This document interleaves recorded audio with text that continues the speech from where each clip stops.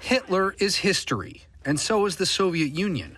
But threats to the Western world order and our way of life remain. It was looking around and seeing that people don't have a freedom of religion, a freedom to come and go, a freedom to, the freedom of worship, the freedom to go to school, the freedom to write, the freedom to read, the freedom to post certain things on social media. Marty Martinez is a retired lieutenant colonel in the U.S. Army and a veteran of Fort Bragg. Martinez also serving as major in charge of planning exercises for U.S. Army Europe and partners in NATO, the North Atlantic Treaty Organization.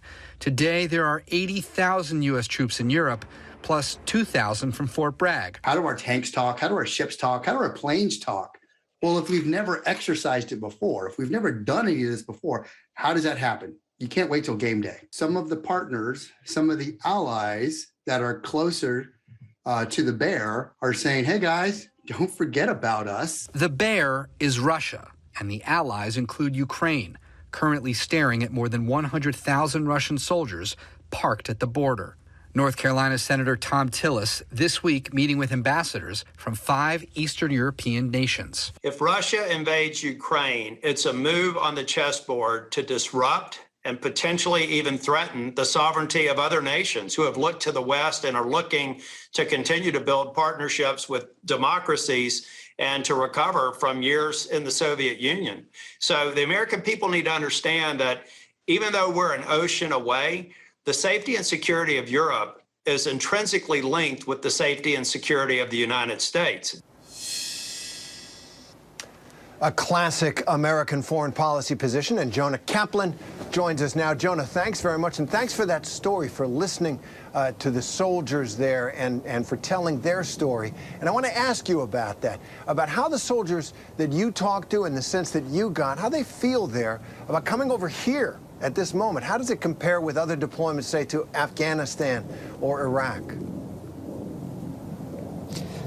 Well, Terry, think of the soldiers who are probably 20 to 25 years old now. They grew up in the era after 9/11. We knew exactly who and what we were fighting. There was a face, there was a name, there was bin Laden, there was Al-Qaeda, then there was Saddam Hussein, then there was ISIS.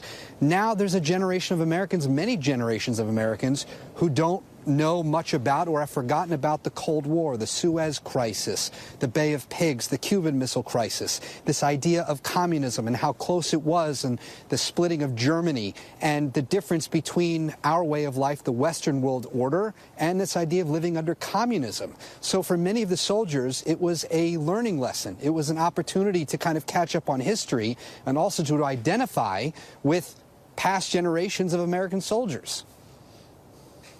That's a great point. It is a little murkier here, those very stark opponents, adversaries that the United States faced. It is a murkier situation, but here they are, and one of the soldiers who's coming over, I guess, is the brother of the retired colonel that we just heard from in your piece. What impact do these deployments have? Does this deployment in particular, look, my own wife was a little bit worried about me coming over, and I'm perfectly safe here in Kyiv, but what impact does it have on the families of Fort Bragg? That these are the tip of the spear troops, these are the troops who are going to come over here at a time of great tension in this region.